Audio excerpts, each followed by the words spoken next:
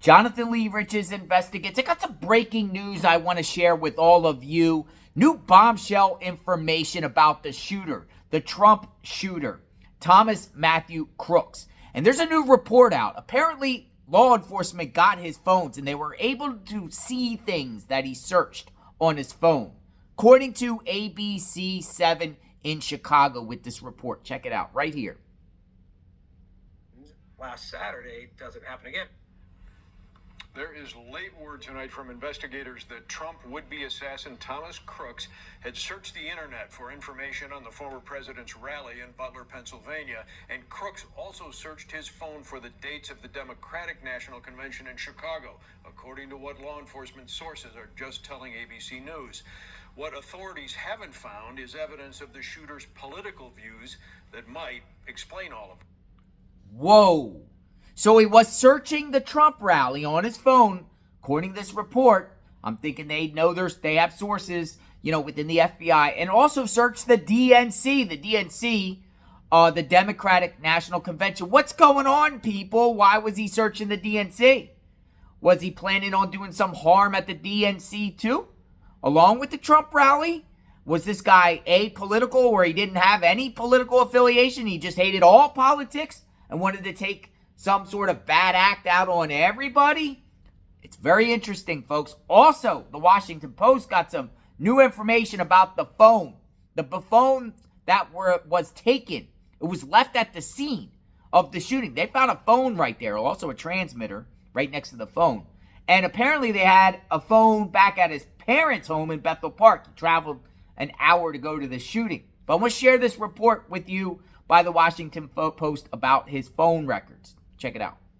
New report by the Washington Post. Investigators raced to crack into phone used by Trump rally gunmen.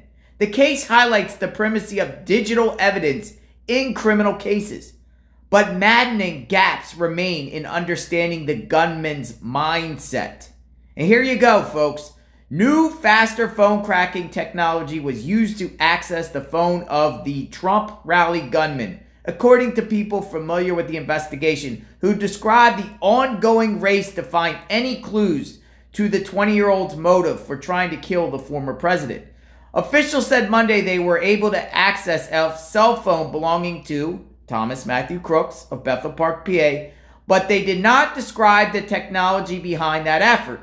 Investigators are also exploring the possibility the gunman may have used two phones after agents recovered a cell phone in Crooks' house with a dead battery, according to people familiar with the matter.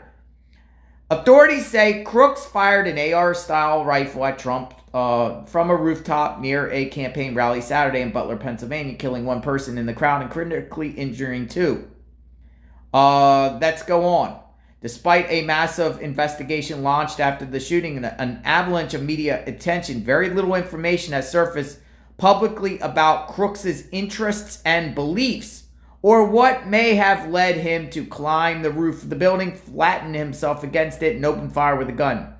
His father had illegally purchased 11 years before. That's new information. 11 years ago, the guy got the gun. After the shooting, investigators approached Crooks' body and found he was carrying a cell phone. That device was first sent to the Pittsburgh field office, which did not have the technology to open it quickly, according to people close to the investigation. Officials sent the phone to the FBI's laboratory in Quantico, Virginia on Sunday. At Quantico, FBI agents used technology from Cellebrite, a company well known among law enforcement agencies for helping them access data on phones seized or recovered in criminal investigations to get into the phone quickly. The phone was a relatively new model, which can be harder for law enforcement to access than older phones because of the newer software, according to technology experts. In many federal investigations, it could take hours, weeks, or months to open a suspect's phone. In Crooks' case, which was an urgent priority for both the FBI and Cellebrite, the contractor's technology was able to open it in less than 40 minutes. Cracking the phone did not crack the case, the people said. It offered some leads to pursue, but it did not hold any immediate evidence of motive of what agents call quote, derogatory information, clues to criminal plans or associates. Crooks' home life and relationship with his parents is also of particular interest to investigators as they try to understand his thinking, according to people familiar with the situation who spoke on the condition of anonymity. Both of his parents have some health issues, and while the young man lived with them, so far it does not appear to investigators that they were keeping close tabs on his activities or interests in the days and months leading up to the shooting. The couple has struck investigators as loving parents, but perhaps not particularly attuned to the specifics of their son's life. So there you go, folks. They got in his phone. Celebrate. Interesting stuff. Let me know what you think. So there you have it, folks. They were able to get in his phone. Celebrate a new technology. They were able to get in his phone in 40 minutes.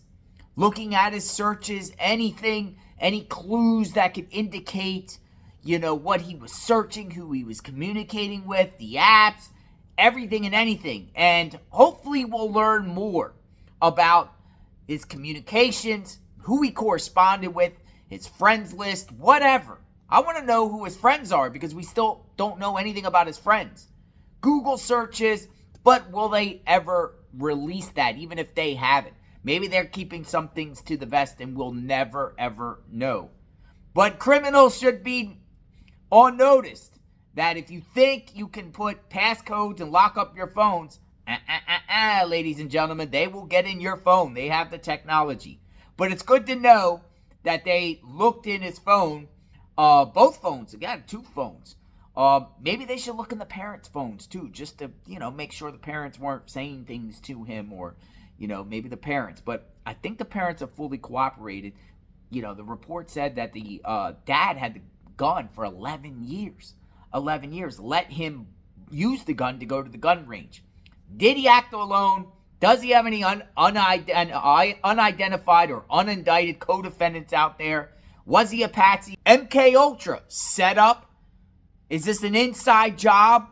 Is this the Secret Service is doing? A lot of unknowns, but we are putting the information out there for all of you to dissect, and you decide. What's your thoughts in the comments? We are covering this case extensively. Who is this guy? What in the world really happened at that Trump rally? We're trying to figure it out. Peel the onion. No stone left unturned. I am JLR Investigates. We cover true crime 24/7, 365. Subscribe to the channel. Like, hit the notification button. We will talk soon. Stay tuned.